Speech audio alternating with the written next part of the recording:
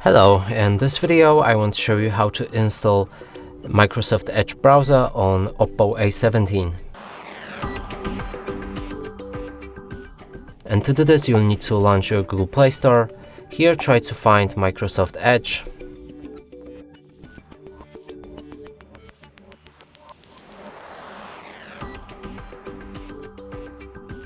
Select it and download it.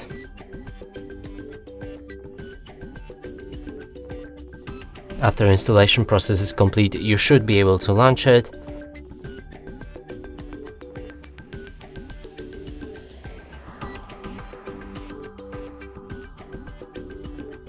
Now you can sign in to turn on synchronization. You can also skip it. There's a setup for a data sharing preference, which you can accept or not.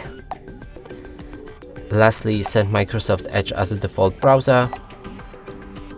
And from here you can start by opening any website.